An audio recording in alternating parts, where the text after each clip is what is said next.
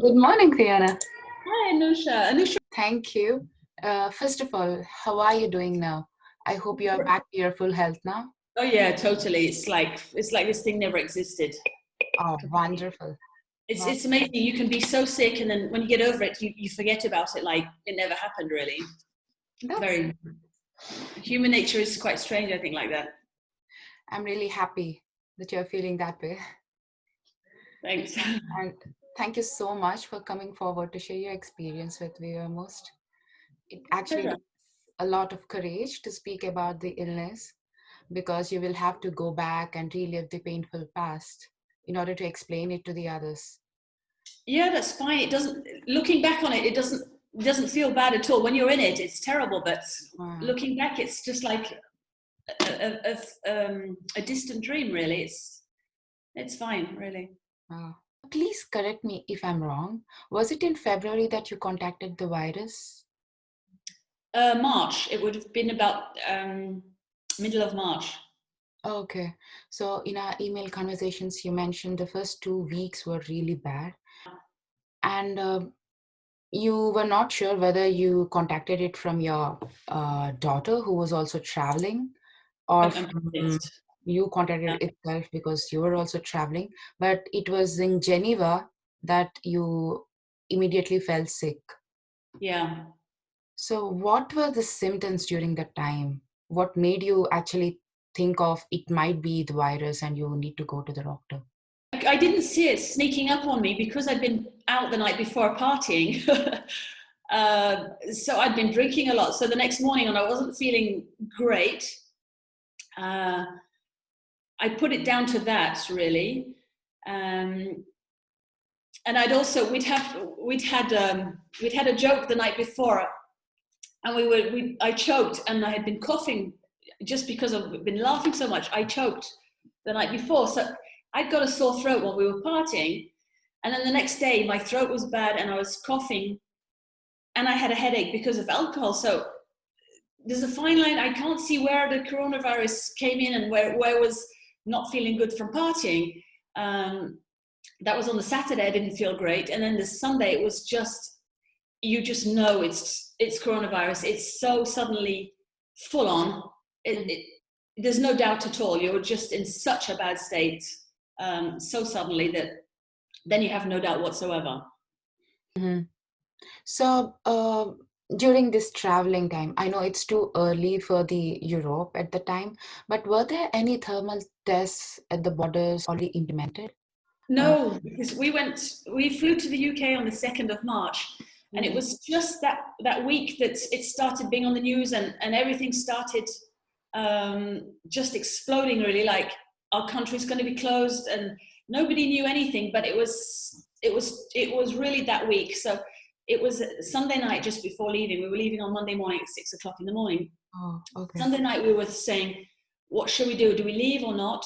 And we tried to get masks and gloves. We said, okay, if we go, let's get masks and gloves so we can go through, at least wear those while we're in the airports and things before we get to my sister's. Of course, we couldn't find any anywhere. I mean, Oh, sold out everywhere. We did oh, like hotcakes, yes. 7 pharmacies in France and in Switzerland. And so it was really touch and go. What should we do? What should we do? What should we do? And then we decided it was just in the limit. Let's do it. Let's go. And if there's any problem once we're over there that they start to threaten to close airports or it looks really risky, we'll just come back. Mm. Then when we got to the airport in London, Gatwick Airport, it was empty. It was like we had a private airport just for ourselves. Wow. It Okay. was it was the first day that suddenly planes had just been cancelled left and right. There was nobody. It was a ghost town. So we were suddenly like, oh my God, this thing is really serious, you know? But then once we get into London, everything was like normal. It was as if there was no coronavirus. It was just as full as ever. Nobody was wearing masks or taking care. It was just life as normal. So we kind of carried on and not forgot about it, but just got on with life. I mean, we were going on the tube station. We were going to the theatre, just as if nothing was happening. I think like England was kind of burying their head in a bubble at that time. Yeah, maybe. They were like they've been like 3 weeks behind us on everything. So it didn't seem at all serious yet until we got back. We stayed in the UK 5 or 6 days, and it was when we came back that it really hit, like, this thing, everything's closing down, and this thing is serious. Yeah. And there were no checks at the Swiss border also? No, not even. No. Okay. It was really, really the beginning. They probably would have been within a day of us getting back, but it was just really the beginning, and nobody knew what was going on anyway. Oh. Unlike, it was about, I guess, the 7th, 8th of March. Mm-hmm. It was still quite early. So were you diagnosed at home or at the hospital? At the hospital, at the University Hospital in Geneva. Okay. And what tests were conducted to determine the virus? It's a massive cotton wool bud that they stick up your nose until it goes into your throat. Mm-hmm. I mean, I had all kinds of tests. I don't even know what I was tested for, because I was in such bad shape. When I went in, I didn't even respond, really. I was just lying there and being poked, and they plugged me into tubes and wires and what do you call it? The IV? Yeah, the IV thing. So I had all kinds of liquids and things going in and out of me, but I didn't even ask. I mean, I didn't care, at that time. I just lay down and was half unconscious, really. Oh. So I don't, apart from the coronavirus test, I don't know what they did. So you were sent back home right after the tests, and the results were... No, I stayed in for the day. Okay. And they wanted me to keep me in, but it was me who didn't want to stay in.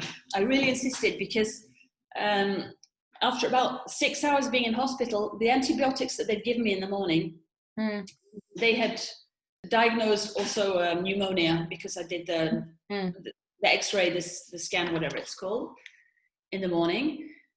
And so they'd given me the right antibiotics for that. And in 6 hours, I was already feeling more human, because they dealt with the pneumonia, which by this point, it was the pneumonia that was making me more ill. I think I was already starting to get out of the coronavirus, but it was the pneumonia that was stopping me from breathing. So once the antibiotics started kicking in and I could breathe again a little bit, I hate hospitals. It's really, for me, that I really have to be almost dying to go there, because I just hate doctors and hospitals. And so I wanted to get out of there. And I live only 5 minutes from the hospital. And I wanted to be at home, because also nobody can come and visit you in a hospital. You're really cut off from your family. So that's quite horrible. They had said, if I came back, I'm on a priority list. So if I come back, they'll take me in immediately.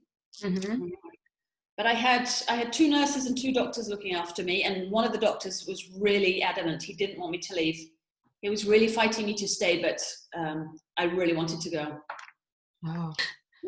So you were treated with antibiotics, painkillers only when you got pneumonia, and before that there were no serious medicines prescribed to you? I didn't go to the hospital until 2 weeks. I stayed at home sick for 2 weeks. Okay. So I didn't speak to a doctor, because I mean, we'd been told, if you're young and you're healthy, stay at home, sit it out, you'll be fine.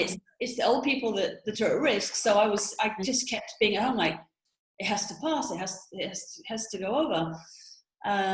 There's no point to go to the hospital. And also I thought that the hospitals were completely overcrowded. Overcrowded. That was another reason, because there was a lot of scaremongering going on on the television. But actually, when I turned up at the hospital, I was almost the only one, and they took me in 5 seconds. In 5 minutes, I was in a bed. I mean, it was absolutely no wait. It was VIP treatment straight in. It was very impressive. So if I knew the hospitals were empty, and if I'd been a bit better informed, I would have gone earlier. But it was maybe it wasn't 2 weeks, no, maybe it was 10 days, perhaps 10 days. Okay. Yeah. But But because of the instructions, you were to stay in isolation away from your daughter and the family.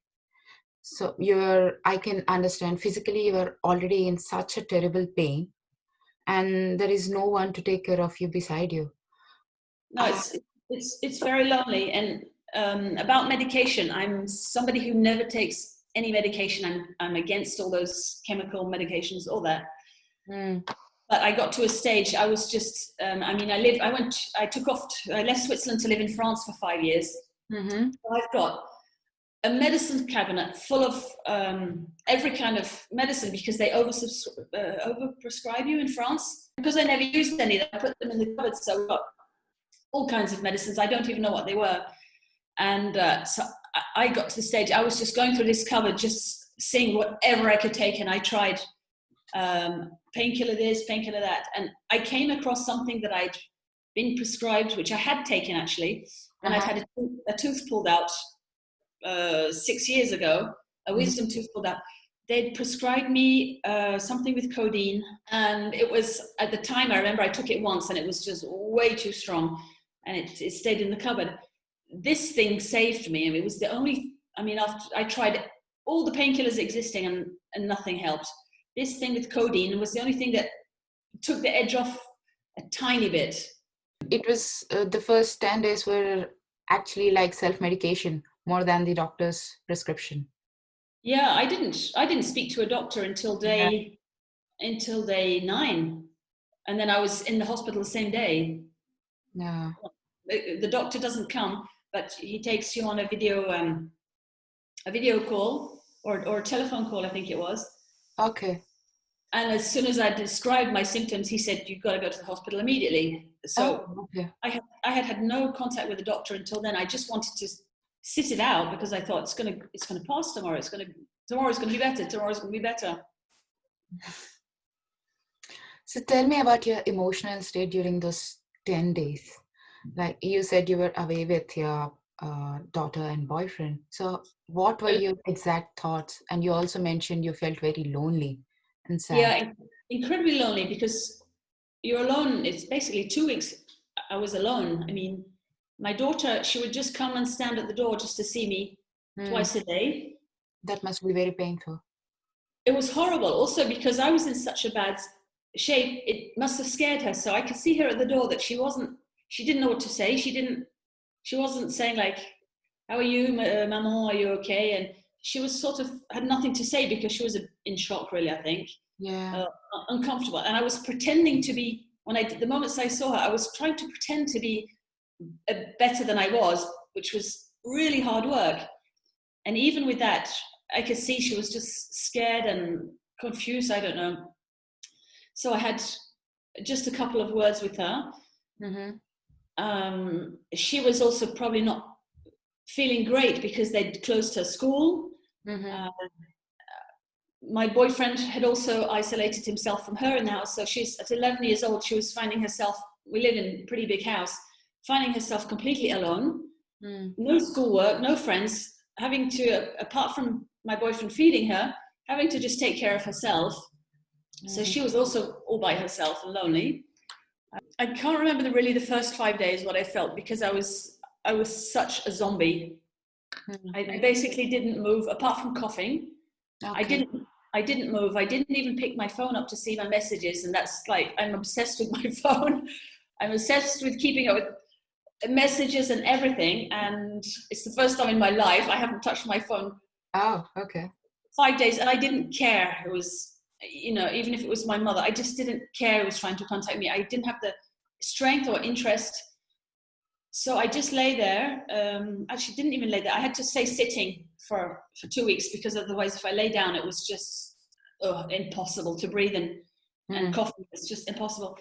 I can't remember much of the first 5 days, except my boyfriend moving me to the other side of the bed twice a day so he could dry the bed and the sheets because it was it was like a swimming pool. But it's after the 5 days, I can remember just, the loneliness and also thinking a lot about my life, like you do when you're in a situation that's scary situation, I guess, because I did have 2 nights where I thought, I'm going to die, I'm not going to make it till the morning. I fall asleep, I'm not waking up because there's not enough space in my lungs the way I'm breathing. So it makes you start evaluating your life and things like that. Yes. And as you've got nothing to do, you can only think about that. That wasn't so bad, actually, that part. How could you actually cope up with such depressing thoughts? The evaluating my life thing wasn't depressing. Mm-hmm.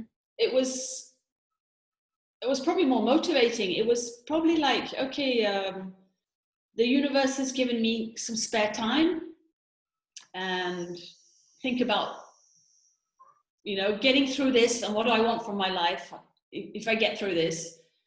So that was positive. I've just remembered now, because you forget things. I remember while I was ill, maybe not the first 5 days because I was just a zombie, but after that, when my boyfriend would come in, I cried every day. And I'm not a cry person. I don't cry usually. I cried every day because I was so scared. And I told him, I'm scared, I'm not going to get to the next day. But I've forgotten about that. But yeah, as you said, you don't cry usually. You are such a strong person.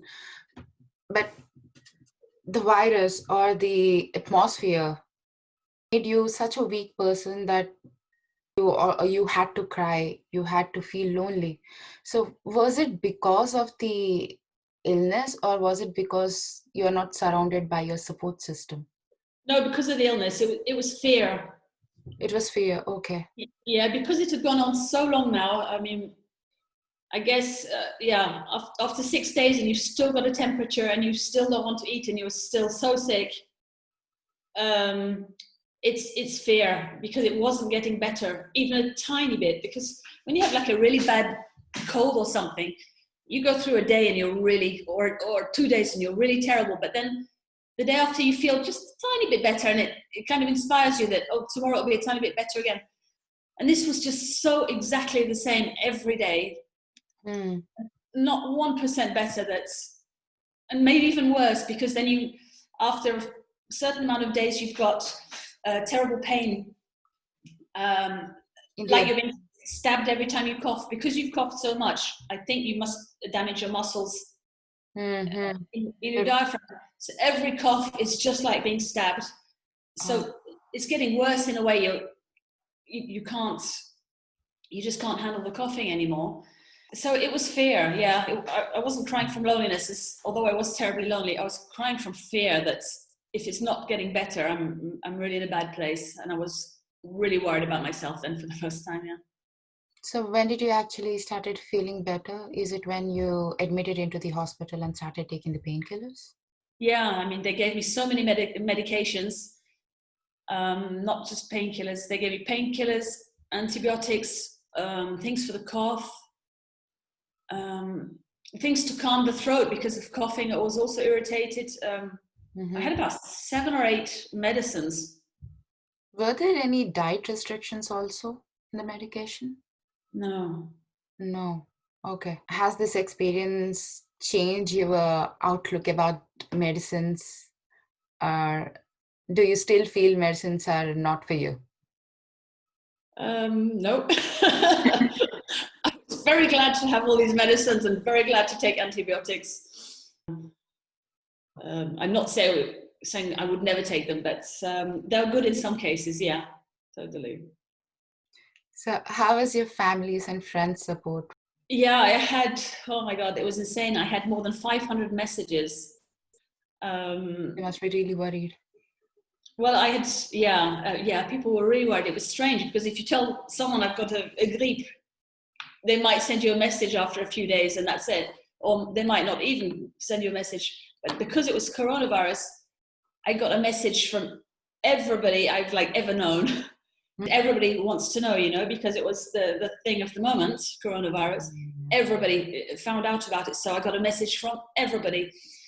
And on top of that, on the second week, I put a post on the Women Rock Switzerland group asking for advice if there were any doctors, because I don't have a doctor here, because I'm never sick, I don't even have my own doctor. So I'd asked for some advice about it, and I can't remember what it was. And then it just like, there was so many messages saying, drink this, try this, rub this oil on. And there was some very good advice, like rubbing essential oil, rosemary essential oil on my feet. I'm sure that must have helped. And making, I made teas out of plants that we had in the garden, you know, like these primrose. Okay. I mean, on the Women Switzerland group, there's homeopaths, there's doctors, there's all kinds of people. So there was a lot of advice also coming from there. It was amazing. But And you also said you never fell sick, even your daughter never fell sick, but still you got contacted to the virus. So I think I asked to get the virus, to be honest, because I have this attitude in life that I don't get sick, I've got my protective bubble, I'm a lucky person, I'm healthy, and I am. But I'd watched an interview from a man called Brian Rose. I don't know if you've ever heard of London Real. This man, Brian Rose, he's a big entrepreneur in England. He's actually American. Okay. He's very opinionated, but he's well informed with his opinions. I mean, anyway, so he came up with it. He put this video out on YouTube in February, coronavirus.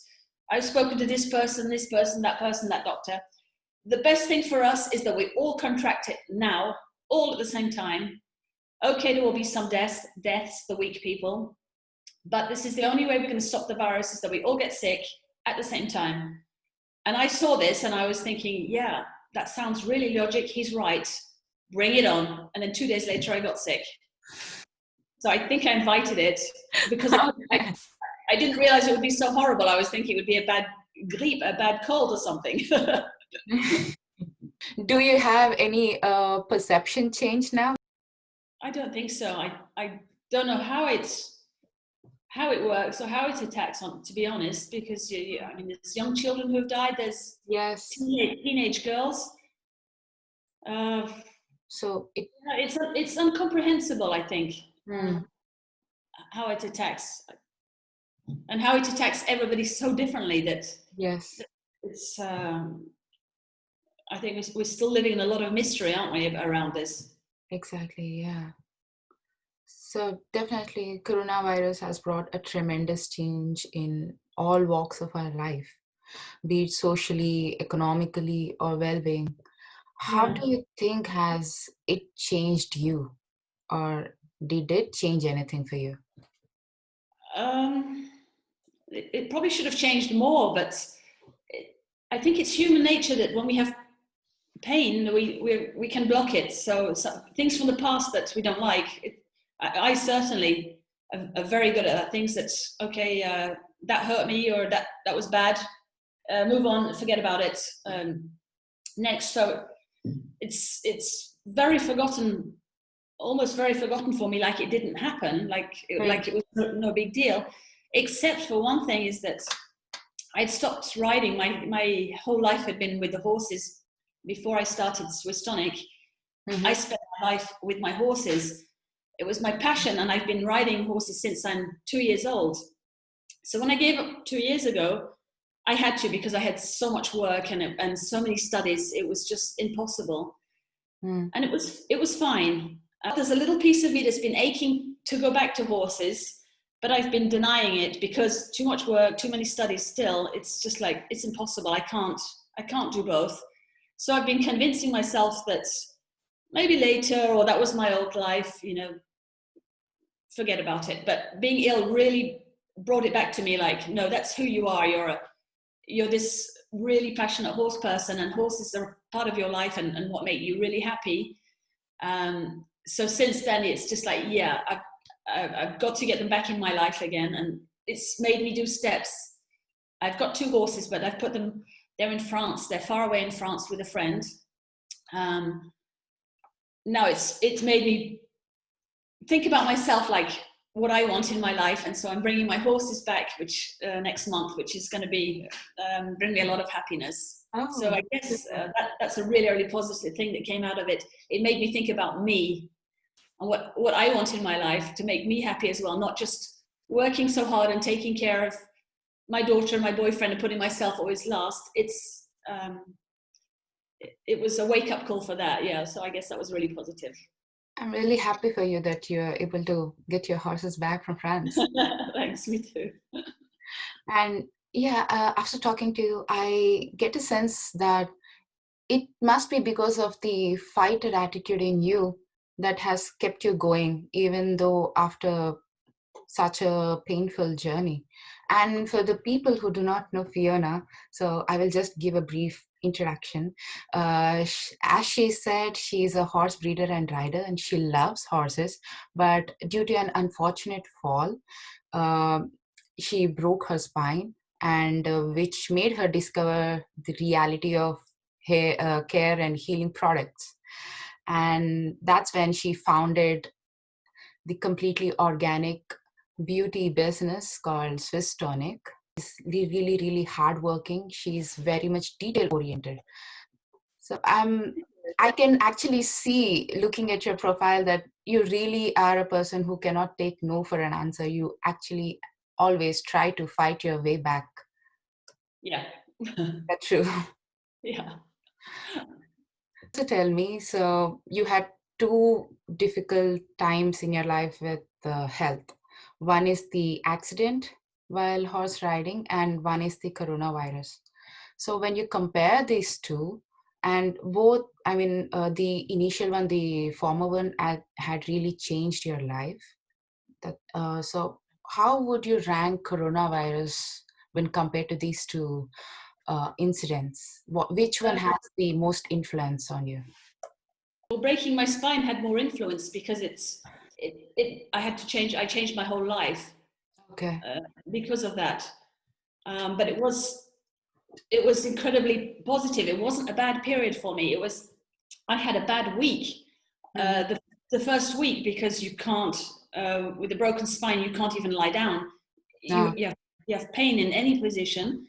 So it's just torture for the first week. And for that, and also that first week is just, I did not know what to do with all my horses. mm, Um, I was just about to start the season, the competing season. So my horses were extremely fit, mhm. ready to start competing. And that's how I earn my living, by taking them out on shows and they get seen. So I was in a panic for a week, and that was just terrible. But once I'd taken a drastic decision, like, okay, give my horses to this international rider, let him compete them and sell them while I'm lying in bed, or sell some of them, which was incredibly hard for me. Once that part was taken care of it, and I decided, okay, find something else to do in my life. It was a good period. It was because it gave me freedom to, it gave me, yeah, time that I hadn't had for years, spare time to do to Mm. myself. I'd worked so hard with the horses that I never had any time off. So it gave me time off to think, okay, what do I want to do with my life? What can I do now? So it was actually a really, really good period breaking my spine. It wasn't bad at all after the first week. I've had so many accidents. I've broken every bone. I've ripped every ligament, which comes is part of the work when you're riding and training young horses. And Oh, it never bothered me, all these accidents. I was always so keen to get back on the horses, but maybe because it's your spine, it's something different. Your spine, it makes you think you're going to be in a wheelchair and not be able to take care of your daughter. ah. Maybe it's also because of my age. I'm almost 50, so a spinal injury at that age really wakes you up, I think. So how long did you have to take the bed rest and be away from horses? I didn't go back to the horses for about 5 months, Oh. but I was up about at home after a couple of months. Mhm. I could walk gently at home, but I couldn't do anything apart from sitting or lying down. So studying it was an ideal time to study Okay. my studies. Yeah, I could get through courses after courses. I did 2 separate year courses in 3 months just because I had nothing else to do except that, and I was Wow. incredibly motivated by these new subjects as well. So yeah, time-wise, it was an absolute gift. That's wonderful. Like, you really have taken a positive outlook towards the really bad situation. That's really, really inspiring. I hope many people are like you. Thank you. So Switzerland now is the safest country to live in among the corona hit countries. Really? Yes. Ah. The So, funny thing is that since I had coronavirus, I didn't want to know about it. So mm, I haven't I haven't watched news in months. I don't know really what's going on. It must be some kind of inbuilt fear thing that I just didn't want to see the news or hear anything about it. okay. Um, But is it really possible? Because now you are up and going again. There will be people coming back to you about your health or telling you updates on something. How do you actually manage to not get any news about it? oh, I don't know. I'm okay now. I mean, I don't have time to watch television anyway. But if something's on the radio or I hear somebody talking about it, I'm fine. I'm No. fine now. Okay. Yeah. So yeah, Switzerland is the safest country now, but it wasn't the case in a few months back. Cases were increasing rapidly, like in hundreds per day. So how do you think Switzerland has handled the situation, and how do you think people had responded to the lockdown? I'm mixed on that because I have friends who didn't respect it at all, and family members of my boyfriend who really didn't respect it, and they were just down the road from us having parties with groups of people, of 20 people, every single day because they suddenly didn't have work. Yes. Irresponsible people, but mostly people were generally very respectable about it. Um, But how it's do you think government has handled it? I'd rather not give an opinion as I haven't been following. Okay. I'm probably not very well informed about it. Hmm. You are in beauty business, so you did also mention that it took a toll when you were in isolation. Has it recovered from it already, or how is your business right now? My business is doing well. Oh, cool. It didn't affect my business except for the month that I didn't work. Mm-hmm. I was well enough to start working after 3 weeks, but I didn't dare to send products out, to touch Mm. products and send them out in case I was still, um, Contagion. yeah, because there was nobody knew. Yeah. So I didn't work for a month, so that was disastrous for me. But apart from that, it didn't change anything for me because I have my laboratory here, I have my office here at home, everything. I don't need to leave the house. So my day to day was exactly the same as it was before coronavirus. Mm. Yeah, I definitely see more people waking up to something more natural and maybe something native to the country they're in, because I had to stop shipping to my clients abroad because of all the international shipping that was stopped. And I guess people couldn't buy abroad if they were buying goods online as well. So they had to look online what they could find in Switzerland. Mm-hmm. But yeah, I noticed an awareness of a lot more people looking for cleaner, healthier solutions, which is really positive. Wow, good. It is believed that in times like this, there should be more conversations around the topic, more discussions about the experience. But it's not common for victims to come forward and be open about it. We truly appreciate that you chose to share your story with us. But so, was there any stigma around people you work with after once you um, came I back? work, Anusha, I work alone. I do everything alone. Oh, okay. But the people I would see around, and my boyfriend's colleagues and things, no, there was people who made jokes not to come near me for Uh-huh. about a month. But um, And how did it made you feel when people joke about it? I was fine with it because Okay. I also didn't know if I was contagious still, because there was so much. The hospital had told me you're in quarantine 14 days after you have zero symptoms. Mm-hmm. Then there were other reports saying it's a month, and other people saying that you're immune, you're not immune. Mm. So I didn't know. So I sort of put myself in immunity for a month afterwards. Okay. So I was fine with it. I also found it quite funny when people reacted like that. Yeah. So yeah, it was wonderful talking to you, Fiona. Thank you You so too, much for Anusha. your time. You're And very welcome. I'm really happy that you are back in full capacity. And I'm so happy that I got to know you personally. Oh, thank you. That's lovely. And I wish you all the success with your business. Thank you, Anusha. And keep that attitude intact. Thanks. All right. You take care then. Yeah, you too. Bye. Bye.